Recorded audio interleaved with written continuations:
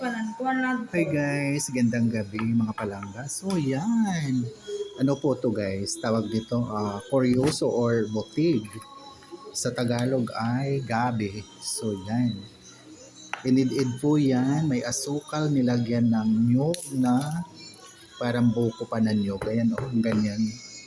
Yan, ang nilagay dyan. Yung ganyang klaseng nyug. Kami ay gumagawa ng, kung tawagin dito sa amin, iraid. Ito po yung special na dahon na pinaglalagyan, pinagbabalutan ng iraid. Ang hagik-hik. So, yun. Margarin. Yes. So, yan guys. At ito na yung nabalot na. So, kawa talaga ang pinaglagyan, mga palangga. So yun, kami ay gumagawa ng aming almusal para bukas. Gabi pa lang kailangan gawin mo na kaya medyo matrabaho ito mga palangga. Mitikuloso, siyempre inid-id pa yung gabi. So medyo matagal-tagal din id-irin.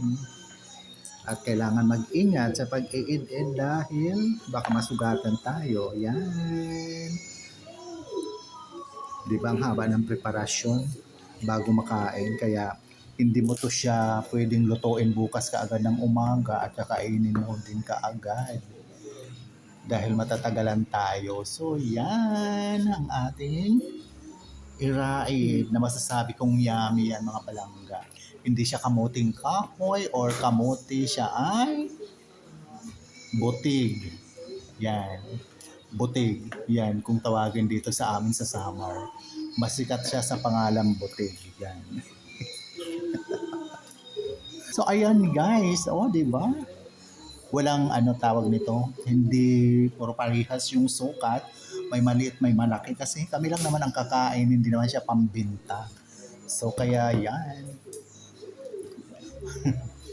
Mayroon na tayo bukas almusalan at isasalang na to ngayon para mas masarap siyang kainin bukas pag malamig na. Yan guys. So ayan, di ba? Marami-rami pa to. Ilang pa itong ating dahon. Mukhang sa dahon tayo nagkakatalo Kasya pa naman ata.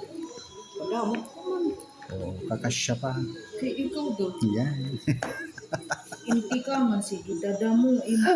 Marami-rami pa tayong mababalot mga palangga. Yan. Samahan nyo kami sa pagbabalot sa aming almusalan para bukas. Ang aming masarap na iraid. So man sa Tagalog, iraid dito sa probinsya. So yan, sa nakaka-relate dyan, sa kapwa ko content creator na Bisaya, paki-comment down below guys. Alam nyo na yan kung anong ibig sabihin ng iraid. Lalo na sa aking team, sa Team Visayas, yan, sa mga waray-waray dyan, sa part ng Palapag, sa aking mga kasamang content creator. So, alam nyo po kung ano ang binabalot namin. So muli, maraming salamat sa patuloy ng pagsubaybay sa aking mga mumunting video sa Ramil Javier Ella Vlog. Kita-kits bukas sa almusal at iko-content ko din yan, siyempre. Ayan, bye for now. Love you all. God bless us all po. Thank you so much.